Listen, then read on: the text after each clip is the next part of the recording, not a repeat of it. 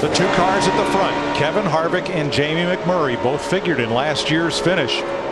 It was McMurray that Harvick passed on the last lap to win the shootout. And of course McMurray was in a Ford driving for Roush Fenway, and when you look at that one car and the 29 car, their engines come out of the same engine shop. Yes sir, and they're making some ponies too. Big steam. You have to be impressed with the job McMurray's done with a car that I'm not so sure it's all that stable, but he's been able to hang on to it. But Jeff Hammond talked about it in the pre-race. Those Fords, you see three of them back there, third, fourth, and fifth, Kasey Kahne and Biffle. We've talked all day during qualifying and tonight about the bigger restrictor plate, the new aero package, and the higher speeds this year.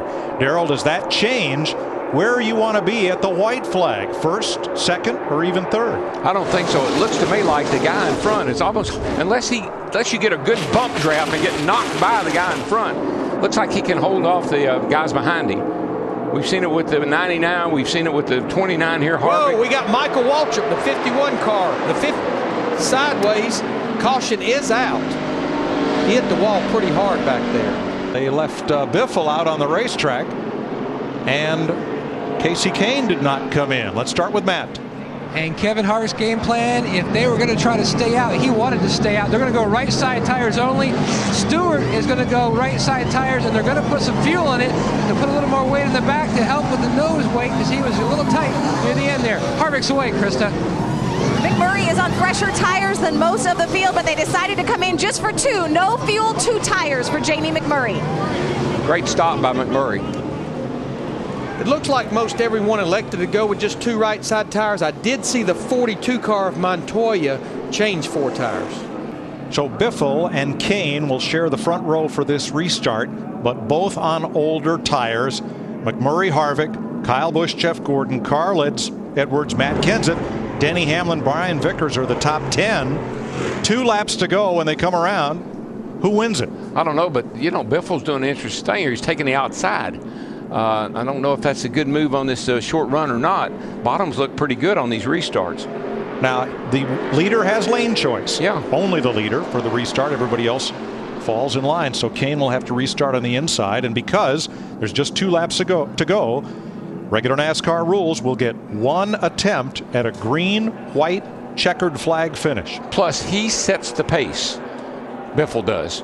So when they come down, you can't beat him to the start-finish line. So that's a small advantage that he might have. That could be the one friend that the 9 and the 16 has, is that bunch of wild animals behind them. They do have to go 2.5 miles without wrecking. And, of course, if we get a caution anytime in that point, it's where they're at the time of the caution. And watch these hot tires, these 2 guys in front. They didn't stop. They could spin their tires. That could cause a big bottleneck too. All right, they'll wave the green. Next time by the white, and then the checker. Here we go. Greg Biffle ahead of Kasey Kahne at the line. 2 laps to go. There goes Harvick. 29 car drops to the bottom. Gosh, there's no surprise, is there? Tell you who's up on that outside and come up with a big head of steam is that 24 car. I've been watching him. That car's fast on a short run, particularly. There you go. Harv's going to get a good bump from the 9. Come on, 9. Yeah. Go outside. Come on now. Oh, there goes Biffle. There you go. All right. Too much Caution's of a push. out. Caution's out. So the race is over. Wherever they were at the time of caution. Race is over, and they're all wrecking. This looks like Days of Thunder all over again. And Kevin Harvick will become the 4th driver to win back-to-back Budweiser shootouts. No, he didn't slam you, he didn't bump you, he didn't nudge you, he rubbed you. And rubbing, son, is racing.